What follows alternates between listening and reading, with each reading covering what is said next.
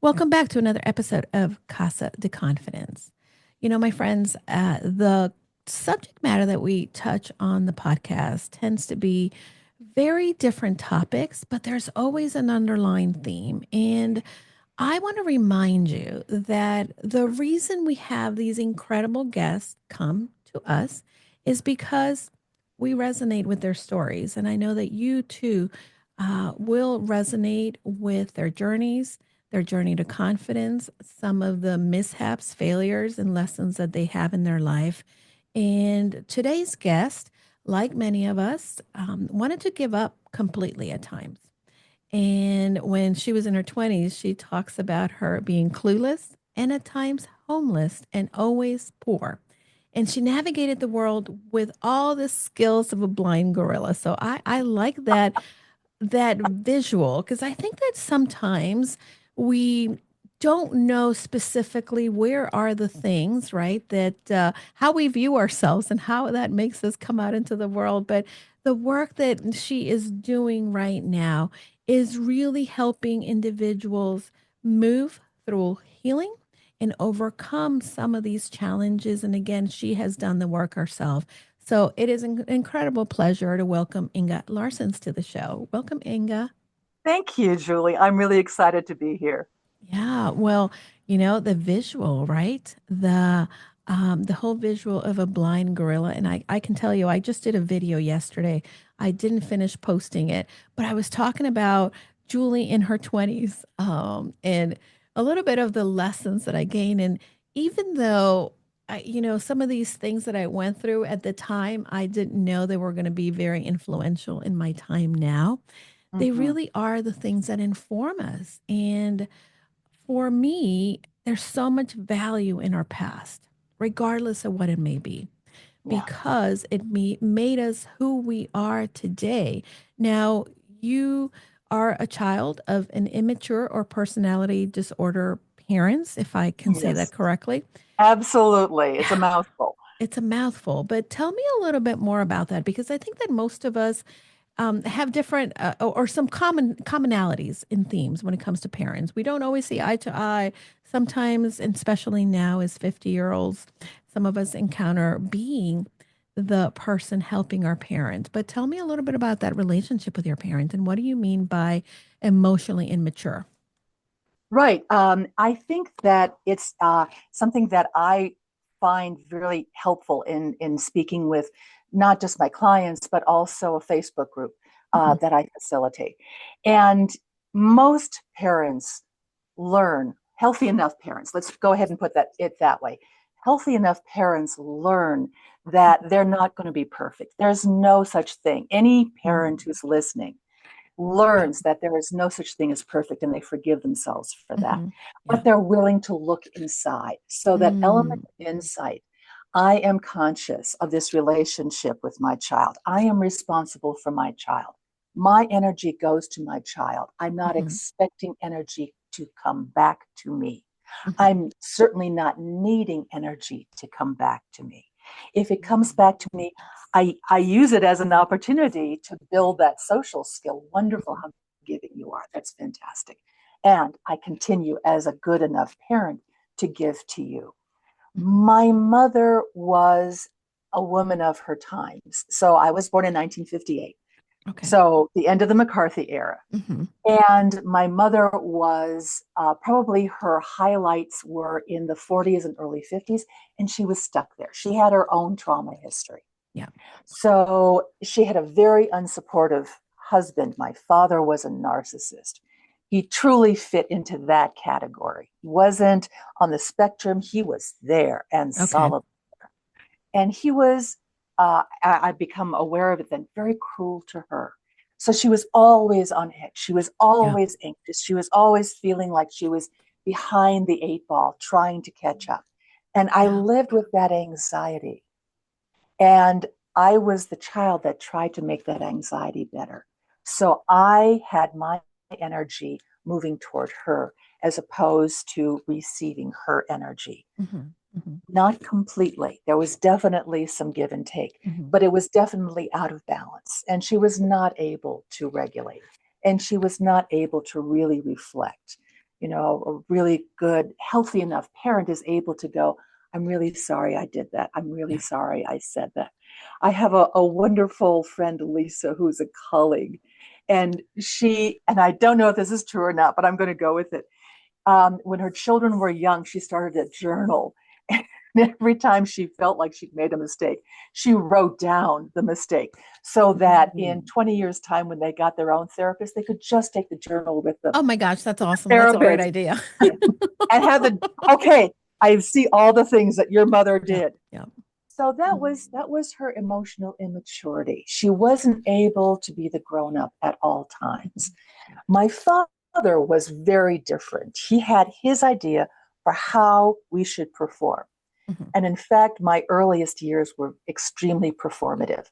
That Mm. whole experience of, we were talking about confidence so much, that whole experience of being confident on the outside, Yeah. having a tone of voice, Mhm. having a pose, a stance that I would take, a way in which I showed my face, Yeah. were all what I thought at an early age confidence was. Right? Mm. And it was all about trying to match the behaviors, the tone, the words that he thought I should have.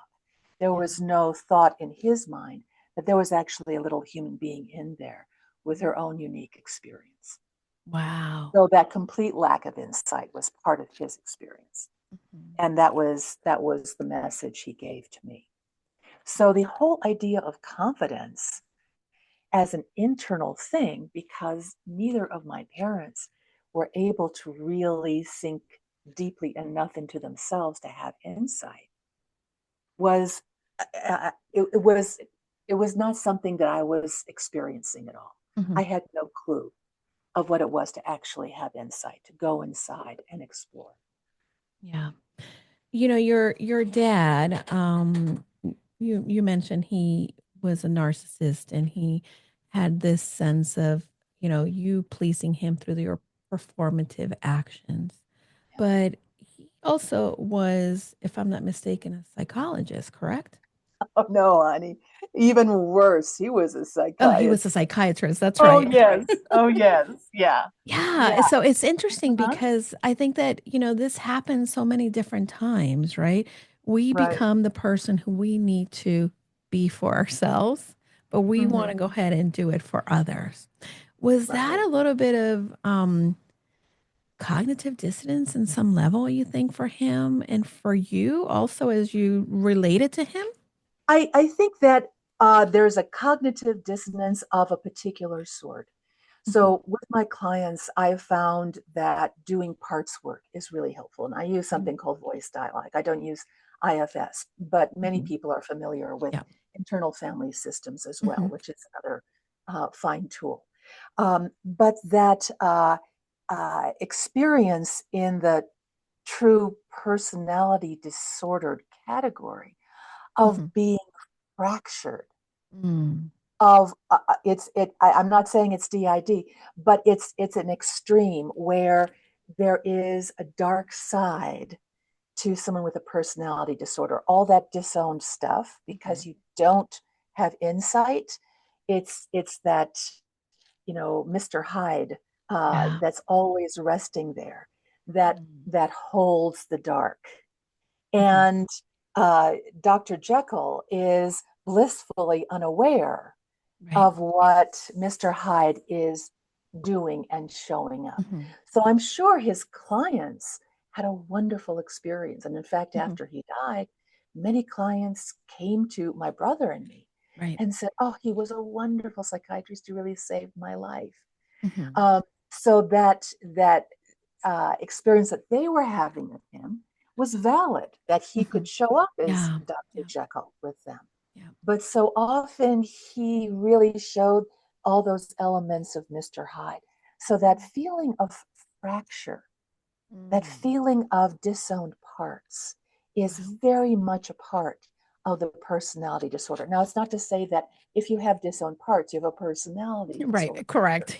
Right? There are parts of me that I don't like.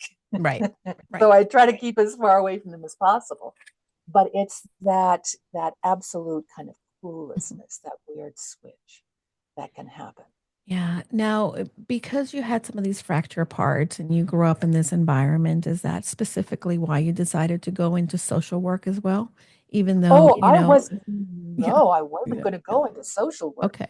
Absolutely not. Hmm. Yes, if this weren't on going to be on air, I would use expletives. Oh, you I was can. We, going to we be we could be a little potty mouth here and there too, so I don't okay. mind. Oh, good. Okay, there was no fucking Well, way yeah. I was going to be, and I had all the markers for being a great therapist because I was such a good listener. Oh my Mm, God, I yeah. just listened to everybody. And it was a great cover because if Mhm. I listened, I didn't actually have to talk. I didn't Yeah, I actually was have just to thinking make that. a I was just thinking that. You probably, it gave you the ability to not be the one who the limelight was shining on. And I think that for good listeners, right, that's one of the things that happens, that they don't want to kind of allow that into me see or intimacy, right? right, right, Yeah, yeah, exactly. I love that. yeah. And it's funny that you mentioned Limelight because that's exactly where I went. Yeah. I couldn't show up as myself, but I could do theater. Hmm. And in theater, I could get up on stage as somebody else. And I loved the attention. Mm, yeah. And I was able to work backstage as well and making Hmm. props and scenery and all of that. I loved theater inside and out. And I spent my 20s and even early 30s much more involved in theater, doing arts administration, and absolutely adored it because they were my first tribe. Yeah. So much of confidence is about that sense of belonging. We Hmm. chatted last week Yeah, about that. 100%. And the first time I ever felt a true sense of belonging, where people were not only making room for my oddness, but actually wanting my oddness Hmm. because everyone was odd. Yeah, That's kind of yeah. the ticket. You can't be a healthy, well, you can be healthy. Hmm. You can't be someone who would really fit within what people might describe as the norm Yeah. and really feel comfortable there. You had to Mm. have some kind of quirkiness to you. And boy, Yeah. was I quirky. And that quirkiness gave me the ticket in. And I loved the people. And so many of those people were interested in so many ideas that I was unfamiliar with, Yeah. such as authenticity, such as vulnerability. Mm. And they were such a culturally diverse group of Yeah. people. Yeah. I became involved in theater in a couple different ways. I went into drama in middle school into high school, and somewhere along the line, um, I went from being a theater drama kid into a youth group kid, but I think that there was that level of belonging as well and Right. quirkiness that you had to have, that allowed me to belong and allowed me to really kind of come into my own.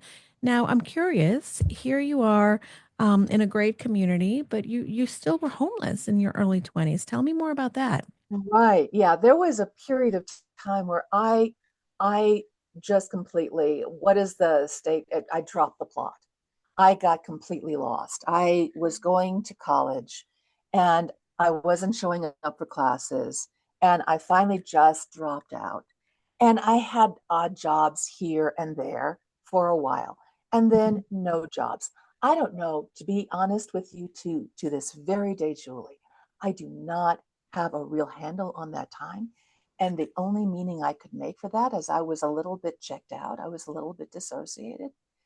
I slept on people's couches, and when I couldn't find a couch, I would find, because I knew the university system, I was back in Boston and Cambridge, I would find a spare classroom, turn out the lights, and hunker down there. And I was basically in survival mode. And Mhm. it wasn't that there weren't resources available to Mhm. me. Right. I just felt really checked out. I really felt disconnected. Yeah. Um, and I, to this day, I think what really helped me was that Um, my father, of all people, finally got the idea that I could not be found. And it actually concerned him enough. Again, Hmm. Hmm. even the most personality disordered has a good Right. day where they actually go, Right. oh, there are other people in the world with needs. Hmm. And he gave me enough money, and I was able to travel around a little bit, and visit some friends. And because I had that experience of reconnecting with people, uh, it helped me kind of come back to myself. And I was able to become more stable and make a decision about where I wanted to go next. And where I wanted to go next was University of Wisconsin at Madison. Okay. But yes, absolutely. There was a time where I I was a helium balloon with maybe a tether tying me very precariously to the earth. And Mm. at times that tether didn't exist. Mm. Yeah. So yeah, that was my homeless experience. And boy, was I poor. Yeah. Well, I think of the phrase, and I've been hearing a lot of it lately. Children need to have strong roots, but also given wings. And I think that, you know, the relationship in your parents and the way that they emotionally unavailable. Yeah. You still had roots, but the wings are the ones that carried you, and the Yeah. ones that you needed to go out and really, find yourself. Hmm. And I see that, I think, in so many ways, and even for me, for a level, from as much as my mom was great and phenomenal, in some ways she was absent as well, because she was a single mom. She Right. was kind of processing, and she was carrying her own trauma and dealing with a Yeah. lot of different things. Excuse me, so much so that I became the parent in ways in the relationship, and even now, right? The work that you do Hmm. helps individuals embrace parts of who they are. Hmm. But in order to be able to do that, you need to really um, embrace yourself. And why is that disconnect? And how, because I see that a lot in people, but I'm curious to hear your thoughts on this. What holds people back from embracing themselves? I think that it starts with um, the most important people around a Mm-hmm. child recognizing only certain qualities of that child because they Mm-hmm. want to see those qualities or even impose those qualities. Again, emotionally immature personality disordered versus a healthy enough parent being curious about this new human being that's Mm-hmm. showing up in their home. And who is this person? I don't know. Let me find out. Mm-hmm. So Yeah. we develop, and this is one of the videos I really want to create. I have all these ping pong balls that represent different parts of the self. We have a primary self. That's if you were to ask me 5 different things about myself that would, for you, Julie, describe who I am, I would go boom, boom, boom, boom, boom. Mm-hmm. And those are my primaries. And then Okay. there's stuff that is also a part of me. And then there's the disowned part.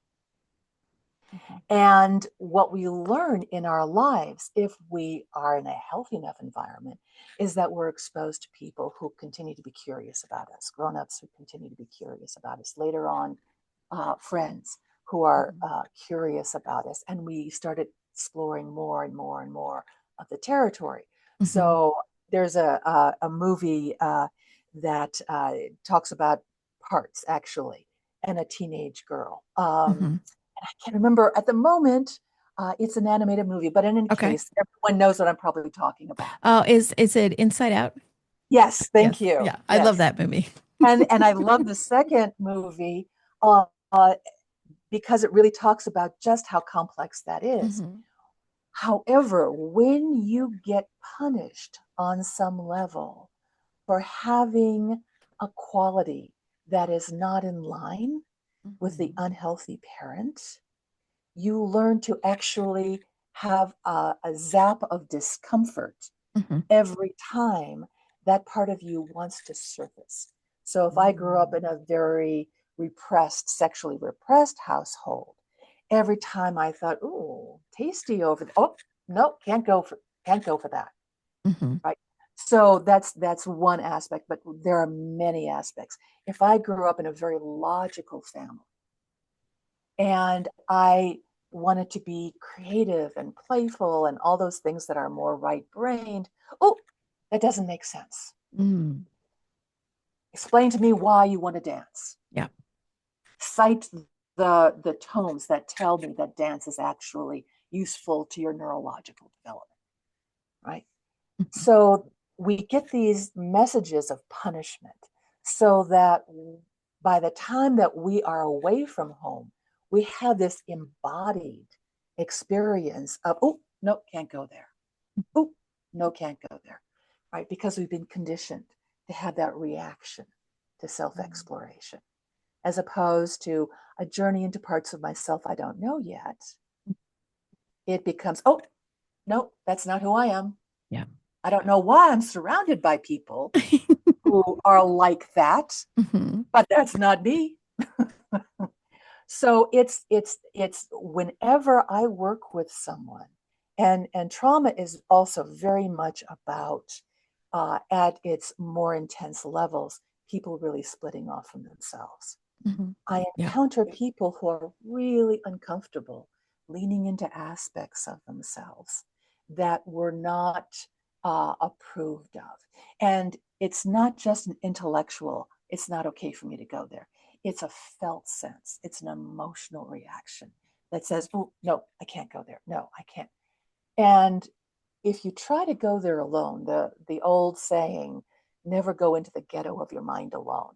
If you Oh, try to go I there, like that. oh, I I have learned not that. heard that. Oh yes, when I was first studying psychotherapy, and we'll get to that and how I Mhm. got from being an arts administrator and going Yeah. no psychotherapy to actually deciding to become a psychotherapist. We'll definitely talk more about that. But I learned the phrase "never go into the ghetto of your mind alone." Wow. So many of my clients come to me because they've bumped into uncomfortable material. Mhm. Sometimes a new person has entered their lives and left them questioning. Sometimes an Mhm. experience has triggered something.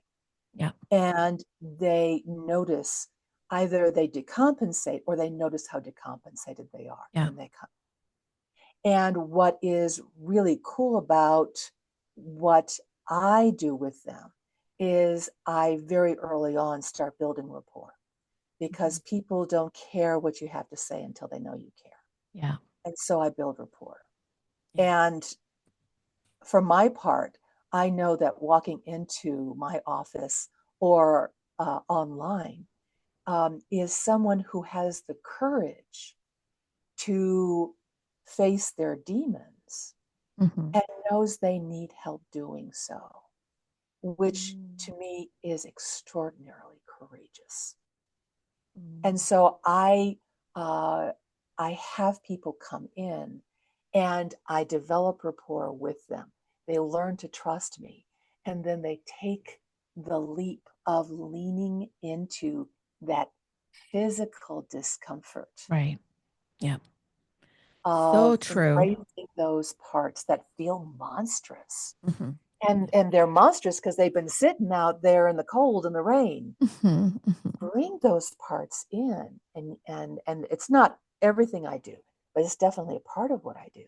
You bring those Mhm. parts in out of the cold, and you find a way of at least creating a kind of a nominal alliance with them, if not actually befriending them yet. Mhm. Start transforming into functional aspects of the self that actually have qualities that the person needs.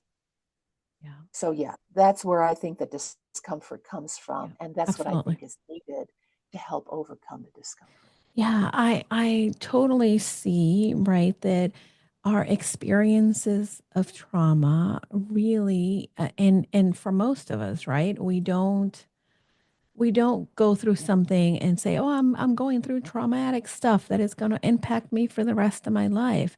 But we just kind of navigate through whatever it is that we're going, and somewhere along the line, this keeps getting just pushed down in our bodies, in our brains, in our souls. And like you talked about, there's experiences that then trigger things in us. And I know that for myself, that's been part of the journey. When between COVID, getting laid off, my brother passing, there's a lot of things that I've been uncovering, Mhm. and really that I'm so grateful that I have a community and the tools, and I worked with a coach to really kind of help me navigate that. But people don't realize that a lot of the things that they have gone through and experiences are really trapped within their body.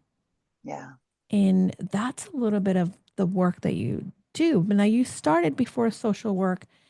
You went to become a massage therapist. Tell me a little bit of what is the melding of your background in that sense when you're helping people?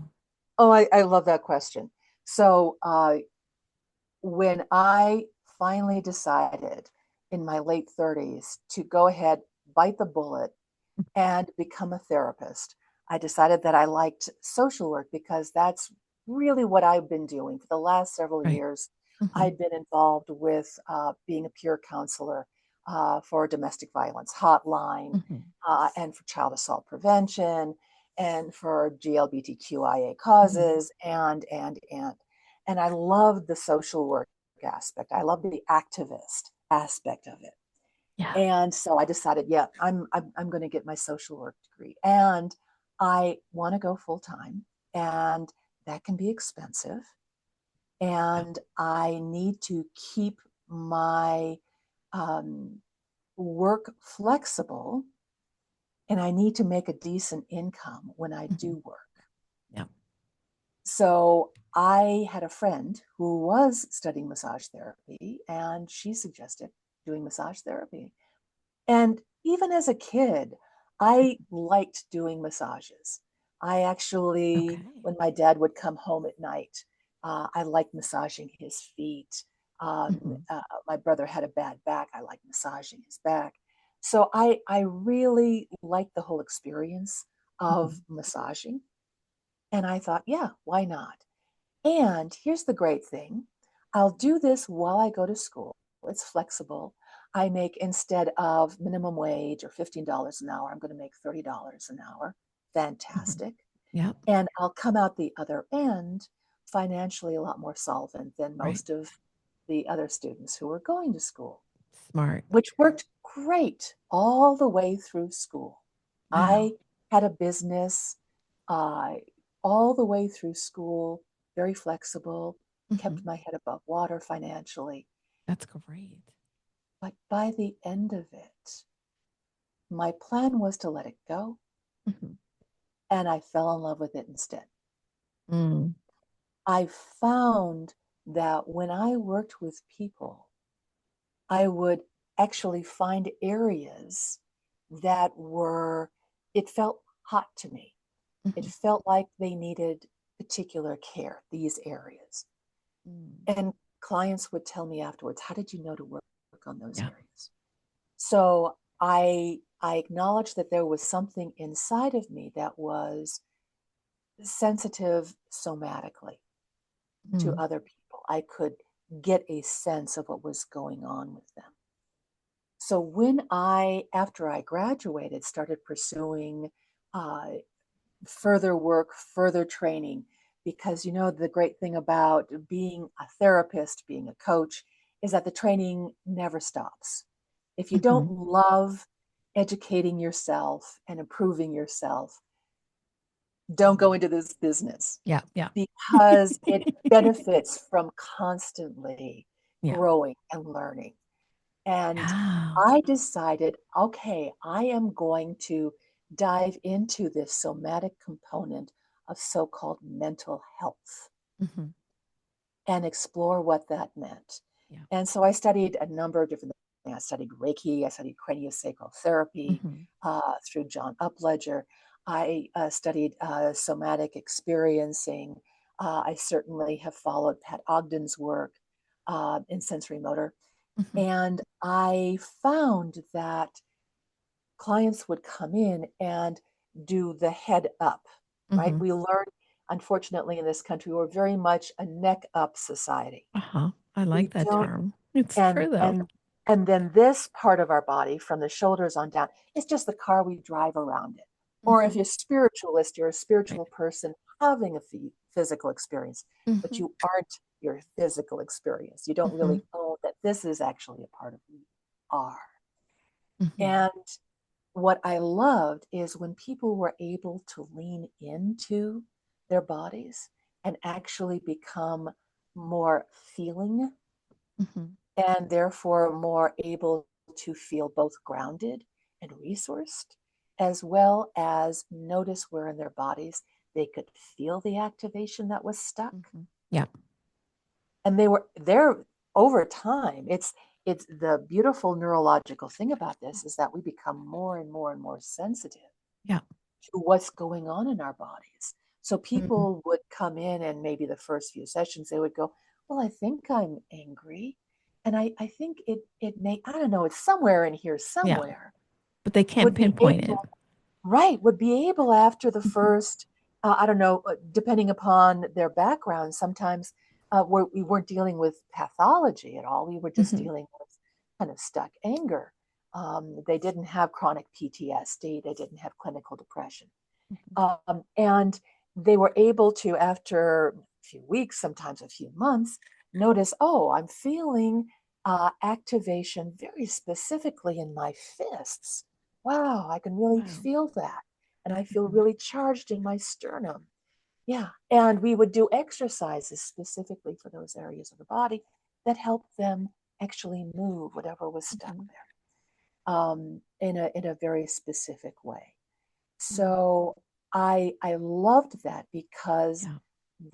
the results, you know, I'm fine with people taking as long as it takes to heal, but I Mhm. also know that people really feel like they don't have a whole lot of time to waste, and they don't want to spend years and years and years in therapy, Right. and they don't want to spend years and years and years in coaching. They Mhm. want to be able to, in a matter of a few months, maybe for longer term issues, even up to a year or so, really working through stuff, but they don't want to spend forever doing it. Yeah.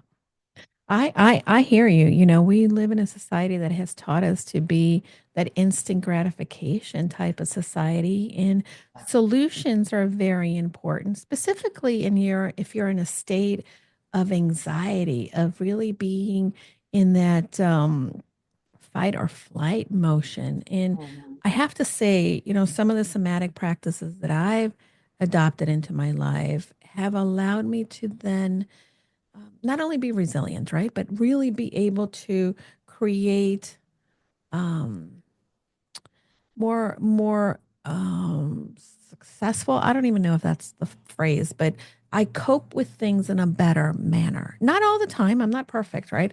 But it does allow me to have that. And I think this is the one piece where there's so many different misconceptions about, you know, all of these practices that again, our body is really part of the solution. It's not an isolated thing, and it Mhm. needs to be addressed. Would you agree to that, or share a little bit of your Oh perspective yeah, on that? absolutely.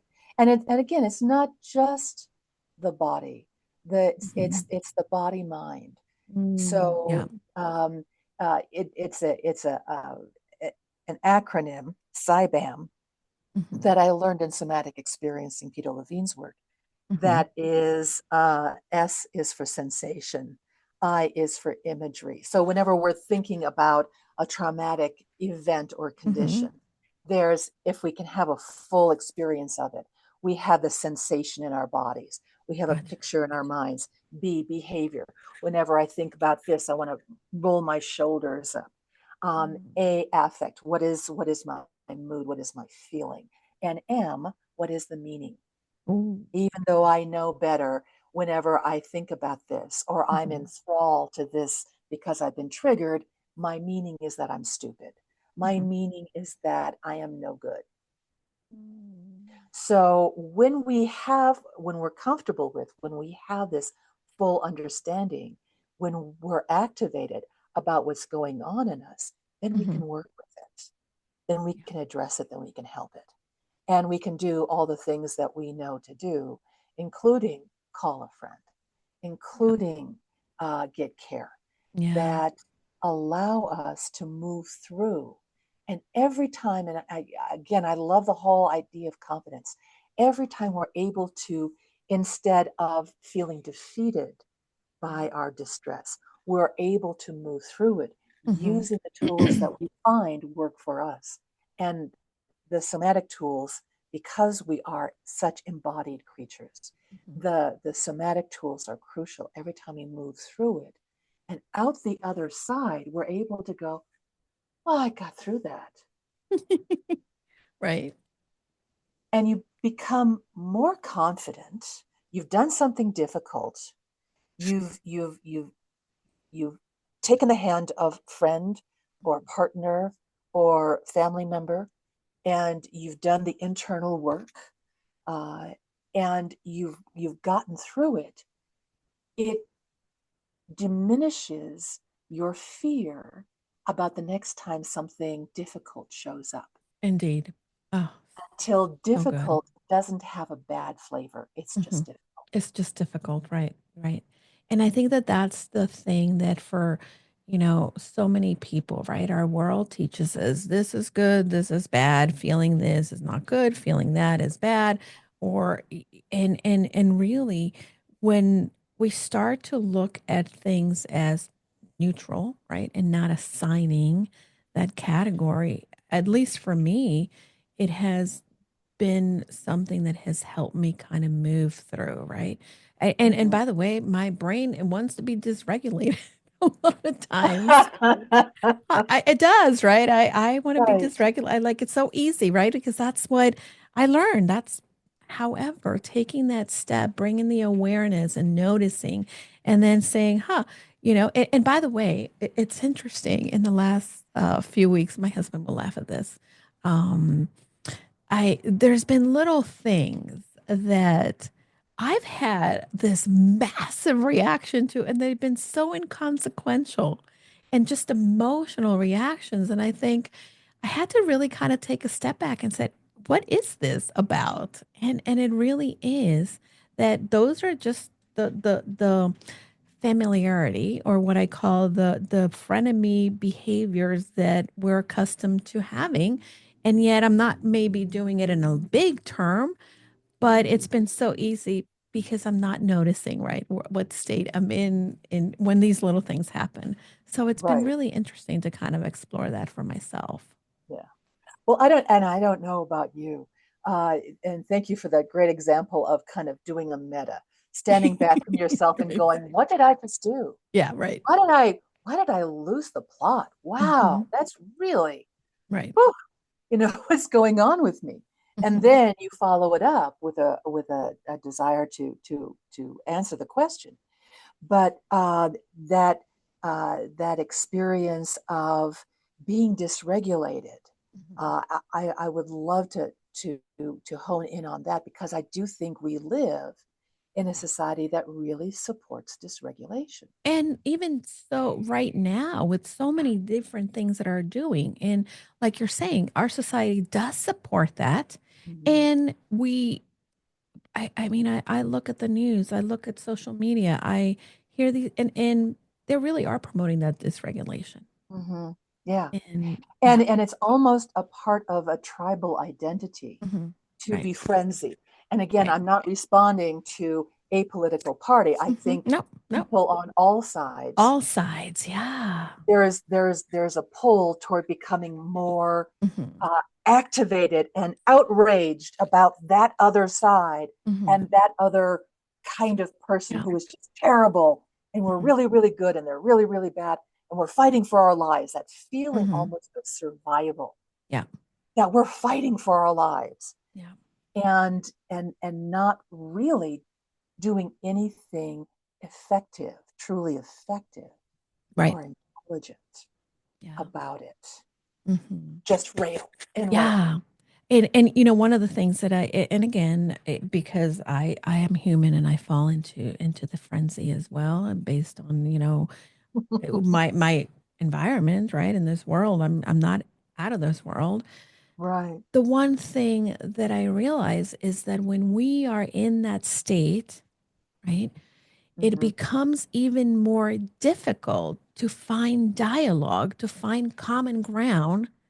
And therefore, we continue to separate ourselves from that person, this thing, that, and then our need to belong and be in a tribal community, Right. then it's missing, right? We're like, wait a minute, where do I Mm-hmm. belong? Because Mm-hmm. we cannot find a common ground to learn about each other and to really find commonalities because we're always looking for the differences that we have. See, I think that that's one of the reasons why you and I, Julie, are lucky.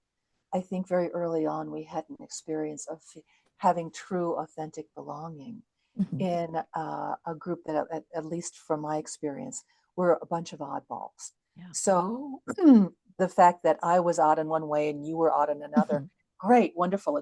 Let's explore each other's Yeah. oddity. Yeah. Later on, when I became more politically engaged, Mhm. I encountered people, and at the time, this was about 20, 30 years ago. At the time, they were the minority, thankfully, Mm. who really needed to have this kind of faux belonging. Mhm. That is the belief that all of us in this group are all good. Mm. There's nothing wrong at all. Yeah. There cannot be anything wrong or flawed within our Mhm. group. And that other group, that uh, uh, ad, um, adversarial group, adversative group, the other, were Mhm. all bad. And Yeah. that's not true belonging. That's faux belonging. That's faux belonging. Yeah, Oh, so I like that. I'm going to use yeah. that if I have Right. And it's, permission I to. mean, here we go. You're using French, so it Yep. zhuzhes things up. Yeah. So the experience of true belonging is I want to get to know you. Mhm. And as part of that, there are going to be things about you that I'm curious about and I really enjoy, but there are Mhm. things about you that maybe I'm not so crazy about. Right. And you're going to have the same experience of me. And so my friends and I are very honest with each other, Yeah. sometimes uncomfortably so, but it keeps us on track. And that's true Yeah. belonging. Yeah. I actually just someone was interviewing me for a podcast last night. And I was surprised at myself because it was there in Australia, so it was late for me. But I was surprised at myself at having this conversation because I was talking about mainly my marriage and the partnership that we have. And she said, well, what do you think is one of the secrets to your Mm. success? Both of you had marriages that, your practice marriages, as we tend to call them here. Um, but the one thing that came to mind, and I think that this is really goes to what you're talking about. My husband and I, try and work at having that radical candor, and we don't always see eye to eye on things. I mean, we come from very different backgrounds, but the ability to not only be able to be candid radically with each other, and then still know that the other person is going to love and accept me, creates that greater sense of belonging. Yeah. There's a wonderful woman who just recently died, Sue Johnson, Mm. and she developed a couples therapy called emotionally focused therapy. And the goal of that was very attachment based. And what you're describing, Julie, is secure attachment. Yeah. So that I may be unhappy with you in the moment, or you may be unhappy with me, but underneath, we both know in our bodies, in our Right. hearts, in our Mhm. gut, that we love each other. Yeah. And so a temporary ruffle in the water isn't going to do anything Mhm. for the underlying tide Yeah. that keeps us Absolutely. connected. So we Absolutely. can we can risk that We because can we're risk it. humble. Yeah. One of the things that we'll say to each other typically, and either myself or my husband will say, especially if we're kind of in different points of view, and we come back to, okay, Team Dane and Julie. At the end of the day, that's really what it is. So many different things in everything that we've been talking about. There's so many different amazing avenues that we could explore. You have to be one of these people that comes back, and we can unpack so many different things.